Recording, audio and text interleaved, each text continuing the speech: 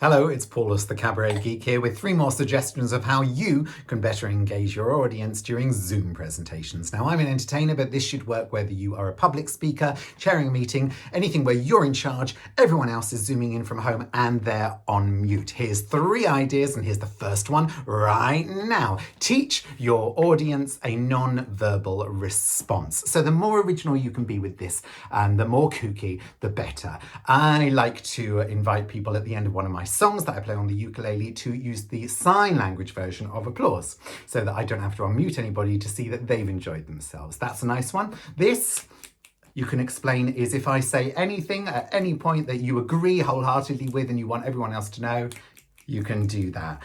What if they disagree with something? Do that. If they want the toilet but they don't feel that they're allowed to leave, then do that. It can be absolutely anything. The sillier, the better.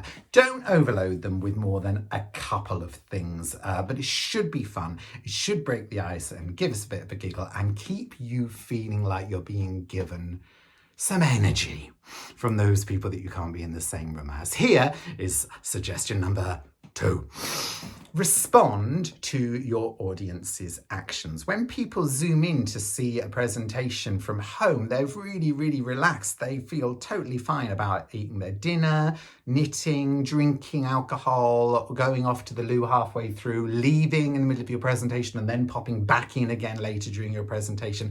All of these things you can see. So keep scrolling through the screen, keep seeing what people are doing, comment on somebody's knitting ability. If somebody leaves, there's a joke in there about how awful you must be. If they come back again, then make everybody decide whether they should be allowed back in, you know.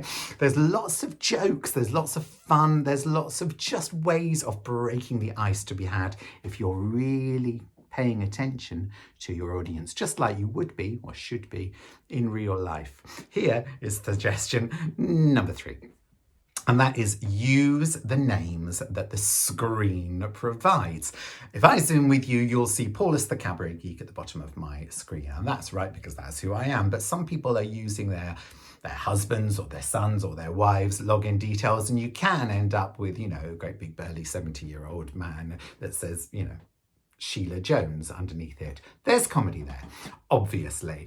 Be careful, know your audience. If you don't know these people or you're at all unsure, then don't go there. But sometimes they don't even have a name. It just says like a series of sort of numbers and letters. Try and say that as a name for the purposes of a joke. Again, it's about breaking the ice. It's about relaxing everybody, because everybody feels a certain amount of, oh, what's this going to be like? It's a bit weird. It's not like what we're used to. So, you know, call out that elephant in the room and make sure that they know that you feel the same way. And yet you are going to steer them bravely towards this new world, because we're going to be doing this for much longer. It's going to have to be fun. I'm going to be here for you, and I'll see you next time if we're saved.